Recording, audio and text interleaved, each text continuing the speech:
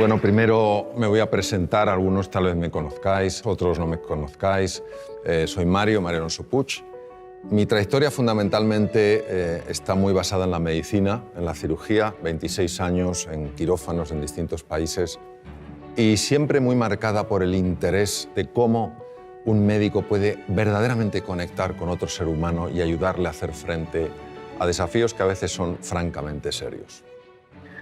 Mi formación fue una formación muy técnica, muy científica, que yo completé buscando qué podía hacer que la comunicación, qué podía hacer que la conversación activara mecanismos en el cuerpo que favorecieran la curación. Topé con una ciencia que estaba en sus orígenes, la psiconeuroinmunobiología, que estaba empezando a investigar esto, cómo la mente, a través del sistema nervioso y del sistema endocrino, puede afectar nuestro sistema de defensa, que es el sistema inmune. Aquello me llevó a profundizar en otros campos, el liderazgo, la comunicación, y de alguna manera a tomar perspectiva sobre nuestra forma de tratarnos unos a otros, nuestra forma de hablar unos con otros, nuestra forma de entendernos a nosotros mismos, a los demás y al mundo. Y si bien la medicina es una ciencia apasionante, el ser humano es la cuestión infinita. Empiezas y nunca acabas. Bueno, mi interés por la educación es mi interés por sacar del ser humano lo que verdaderamente tiene dentro. Yo no creo que ningún ser humano esté llamado a la mediocridad. No lo creo, realmente es que no lo creo. Creo que todo ser humano está llamado a la grandeza, y la grandeza no la define la cultura, la grandeza es una cosa que la define nuestra propia naturaleza. La palabra educación en el fondo quiere decir sacar de dentro, es decir, no somos cubos vacíos que hay que llenar, sino fuegos que hay que encender. Y en este sentido me gustaría contaros una historia que a mí personalmente me ha marcado mucho. He hablado en distintos foros sobre esta historia porque señala lo que para mí es la diferencia entre profesores y maestros. En 1951, en la ciudad de Detroit, nace un joven, un chico de color, que pronto nota lo que es la pérdida, porque siendo jovencito el padre se va. Y se queda la madre, una mujer que no tenía estudios, una mujer que, bueno, se había dedicado a cuidar de sus hijos, y se ve con esta situación, con la situación de que tiene que sacar adelante una familia sin que en ese momento entrara ninguna ayuda económica. Se dedica a limpiar apartamentos, a limpiar hospitales, etcétera, etcétera. Y claro, cuando uno ha vivido en la ciudad de Detroit, como he vivido yo trabajé en un hospital que se llama Henry Ford, en neurocirugía.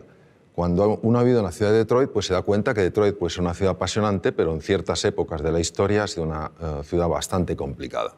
En los años 50 verdaderamente había un apartheid, una especie de apartheid, es decir, las personas de color se tenían que sentar en sitios distintos que las personas blancas, tenían que ir a baños diferentes, etcétera, etcétera. Y claro, este chico era un chico de color, era un chico pobre y que pronto pues fue destacando no por su talento, sino por lo que consideraban que era su estupidez. Tampoco por su serenidad, sino más bien por su tendencia, su temperamento violento. Cualquiera que hubiera tenido, digamos, una bola de cristal habría imaginado que este chico habría acabado sin duda en un penal en los Estados Unidos, si no muerto en un combate entre bandas enfrentadas. Pasaba sus ratos, se olvidaba de su triste condición viendo programas de televisión, hasta que un día su madre decidió que iban a ver menos televisión y se iban a dedicar más a leer libros. Y les obligó a leer libros yendo a la biblioteca pública de Detroit, ya que ellos no tenían dinero para comprar libros, y el joven Benjamin empezó a enamorarse de los libros. Un buen día llega al colegio. Quiero que entendáis que en el colegio este niño tenía las peores notas, su performance era francamente lamentable, las notas eran pésimas y lógicamente en poco tiempo sería expulsado del colegio. Pero había un profesor, el profesor de ciencias, que verdaderamente era un maestro. Él creía que en todo ser humano hay grandeza, que en todo ser humano hay potencial y que la misión de un maestro es ayudar a que ese potencial se despliegue y florezca. Pero no conseguía que este chico de alguna manera respondiera a los distintos intentos que había hecho para que ganara confianza en sí mismo. Un día el maestro aparece con una piedra muy rara, la levanta delante de la clase y pregunta, ¿qué es esto? Se produce un silencio porque nadie sabe lo que es eso, salvo una persona, que ya os imagináis quién era, Benjamin. Pero Benjamin era el tonto de la clase. La primera pregunta es ¿por qué lo sabía Benjamin? Benjamin lo sabía porque en la biblioteca pública se había dedicado a leer libros de ciencias y por casualidad o sincronicidad, quién sabe, había encontrado libros sobre minerales y había una foto de esa piedra. Pero ¿vosotros pensáis que el tonto de la clase se atreve a hablar? No, porque tú mismo ya matas la respuesta antes de que nazca, es imposible. Si no lo sabe el resto, tengo que estar equivocado aunque parezca que estoy en lo correcto. Pero el profesor sostenía en la roca. De verdad que nadie sabe lo que es esta roca. Y tímidamente el joven Benjamin alzó la mano. Cuando una persona solo ve el performance y solo enjuicia a los demás, es muy fácil decir, venga, Benjamin, ¿cómo lo vas a saber tú? Si tú no sabes nada. Pero aquel profesor mantuvo un espíritu curioso, interesado. Él sabía que en todo ser humano hay grandeza. La buscaba, la llamaba constantemente. Benjamin, ¿tú lo sabes? Sí. ¿Qué es? Obsidiana. Correcto. Pero el profesor podía haber dicho, todo el mundo puede tener suerte en esta vida. ¿Podía haber dicho eso? No, porque él estaba buscando del hilo que te lleva a la madeja. ¿Pues sabes algo más de la obsidiana? Y vaya que sí sabía el joven Benjamin. Empezó a hablar sobre la obsidiana, las temperaturas elevadísimas, luego el frío, cómo cristaliza la roca, etcétera, etcétera. Lo que podría parecer una cosa sencilla, sin más importancia, banal, supuso un antes y un después en la vida de este chico, porque este chico recuperó la confianza en sí mismo, creyó que era posible aprender, creyó en sí mismo, creyó que a pesar de su triste cuna, por decirlo de una manera, podía tener un brillante futuro. Este chico pasó de ser el último de la clase a ser el mejor estudiante de su colegio. Hizo realidad su más profundo sueño, que era absolutamente imposible, ser médico. Se convirtió en el mejor neurocirujano infantil de la historia, profesor Ben Carson. Ben Carson en 1987 hizo una operación de separar a dos gemelos siameses unidos a nivel craneoencefálico. Todas las cirugías que se habían hecho hasta aquel momento para separar lo que se llama un craneopago, esta malformación craneoencefálica, todas los niños habían muerto en la mesa de quirófano. En esta operación, en 1987, intervinieron 70 profesionales de la medicina y duró 22 horas. Los dos niños salieron adelante, vivieron y estuvieron bien y sanos. Él aplicó técnicas especiales de cirugía cardíaca a la neurocirugía. A nadie se le habían ocurrido. Entonces, lo que os quiero transmitir es esto. Es un ejemplo de cómo en todo ser humano hay potencial, en todo ser humano hay grandeza. Y tenemos, entiendo, que tener esta disposición a crear espacios de oportunidad para que esas personas puedan mostrar lo que en realidad siempre han tenido y siempre tendrán, pero que no todo el mundo mostrará si no ve ese espacio de oportunidad. Por favor. Hola, Mario, soy María. María. Como educadora, creo que la motivación es necesaria para el aprendizaje. Y tú dices que hay 6 motivaciones fundamentales para una persona. ¿Podrías hablarnos de ellas?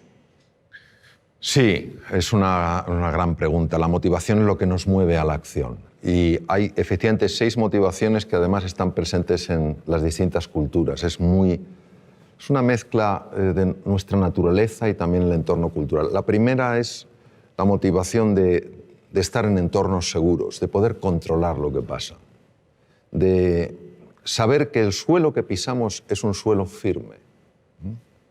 La segunda es una motivación de sentirnos reconocidos, sentirnos valorados, de tener un cierto estatus. La tercera es de pertenencia al grupo, es decir, que lleguemos a un sitio y entendamos, sintamos que nos acogen, que no nos desprecian, que no nos marginan. La cuarta motivación es una motivación al desafío, al reto. Si en la vida no hubiera retos, María, sería muy aburrida. Yo sé que a veces nos gusta mucho estar en la zona de confort, pero durante un tiempo. Al cabo de un tiempo no hay quien lo aguante. Entonces ese reto, ese desafío es una motivación importante. La quinta motivación es la de crecer, mejorar y progresar. Y la sexta es la de contribuir al bienestar de otras personas, el tener una vida con propósito. Lo más importante son las motivaciones fundamentales que nos mueven dentro de las 6. Si una persona toda su fuerza la lleva a la aventura, la lleva al descubrimiento, al reto, y sin embargo no cuida un poco la motivación de la seguridad, pues a lo mejor se puede meter en aventuras insensatas, ¿no?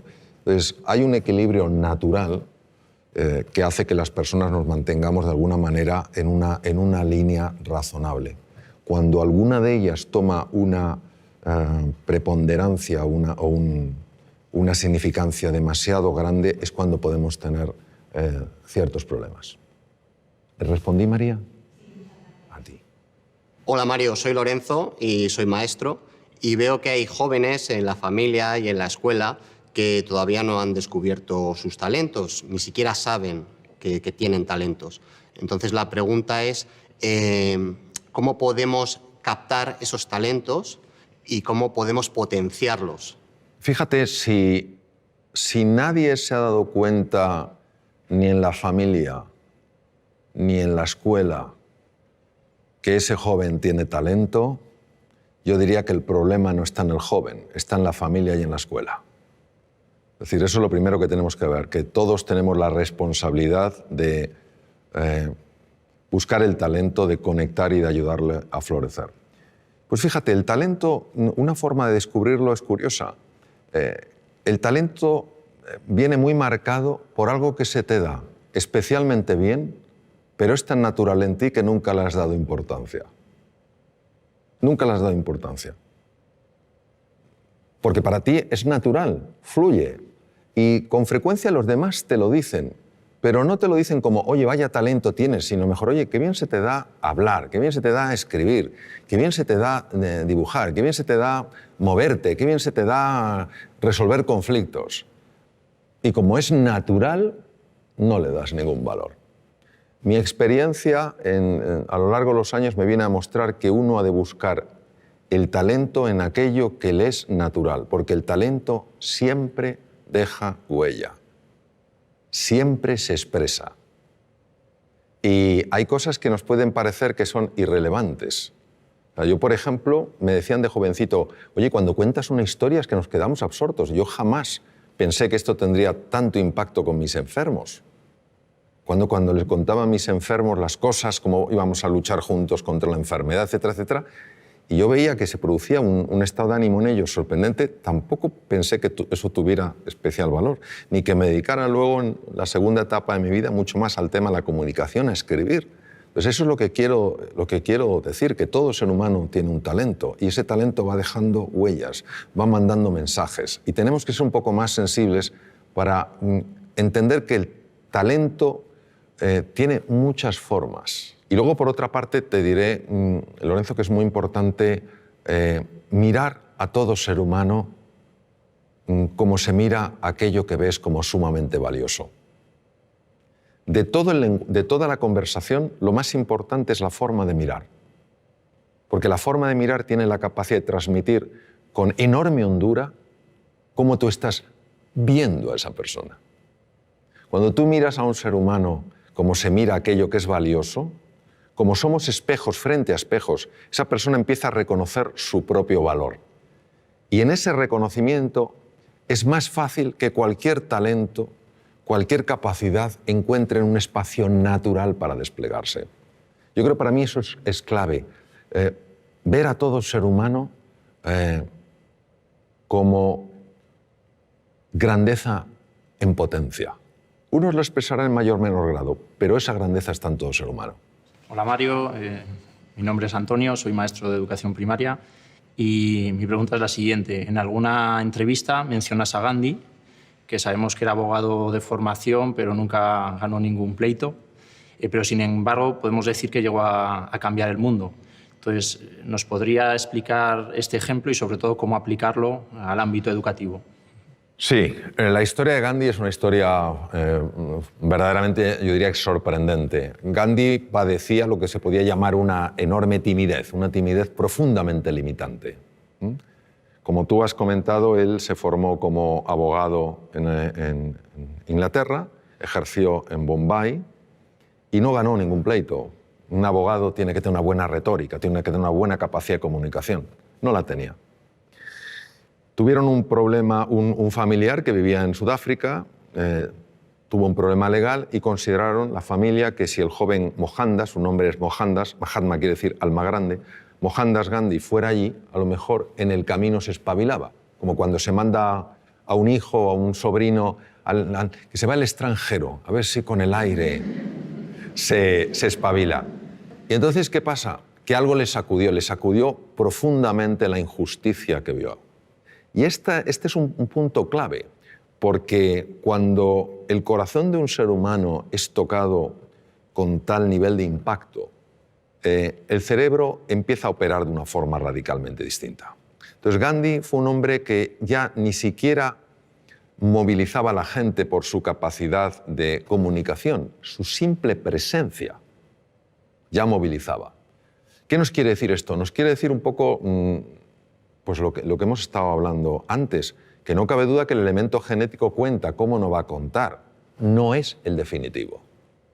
Marca una tendencia, pero no determina. Influye, pero no determina. ¿Qué ocurre? Que para que uno dé la vuelta a esa tendencia tiene que tener una fuerza, una motivación. Antes preguntaba María por la motivación. Una motivación lo suficientemente potente para que el cerebro empiece a trabajar de una manera radicalmente distinta. Es lo que te diría. Por eso nunca hay que dar a nadie por perdido. Imaginemos que hubieran dicho, este Mohandas, que no sabe ni siquiera hablar en un juicio. El ser humano siempre nos va a sorprender. Es lo que te diría yo. Y enhorabuena por tu profesión porque es preciosa. Y a la edad en la que tú intervienes, el impacto es impresionante. Impresionante. Mi nombre es Pablo y te quería preguntar ¿cuál es para ti la clave de la educación? Querer a los niños. Para mí la clave de todo en la vida es querer. Querer a las personas con las que estás, quererte a ti, querer a la vida, querer a la naturaleza, querer el progreso, querer el bienestar, es querer. Porque si tú quieres, vamos a suponer que estamos hablando de educación infantil, si tú quieres a un niño, harás todo lo que esté en tu mano para ayudarle a salir adelante. Si tú quieres a un enfermo y le quieres de verdad y no sabes hacer una operación quirúrgica determinada, buscarás a una persona que la haga mejor que tú. Es querer. Donde el ser humano entiendo que tiene un desafío es en el querer, pero en el querer de verdad a la otra persona. Querer que salga adelante, querer que florezca, querer que sea plenamente feliz. Y cuando esto se ha aplicado en entornos como la medicina, los enfermos están más sanos. Cuando se aplica en la empresa, la gente es más feliz. Cuando se aplica en la universidad, se aplica en el colegio, se aplica en la escuela, los niños tienen mejores resultados. Para mí esa es la clave. Querer y, si me dijeras, y otra, creer. Creer. Y es fundamental que entendamos que creer, la fe, no es un acto del entendimiento, es un acto de la voluntad. O sea, si fuera el entendimiento, ¿para qué necesito la...? Si lo veo, pero elijo eso. Elijo tratar a las personas como si todas tuvieran potencial, aunque no lo hayan expresado. Y eso se transmite con la mirada, se transmite con el gesto, se transmite con la respuesta que tenemos ante el error, la respuesta que tenemos ante el acierto, el acompañamiento que llevamos a cabo. Creo que a veces complicamos mucho las cosas. Creo que lo verdaderamente valioso es tremendamente sencillo. Y yo creo que son cuatro principios que si se aplican, querer a las personas, creer en ellas, valorarlas y potenciarlas. Si hacemos eso, a mí personalmente me parece que todo funciona. Si no les queremos, no creemos en ellos, no les valoramos y no les potenciamos, pues yo creo que tenemos otra historia.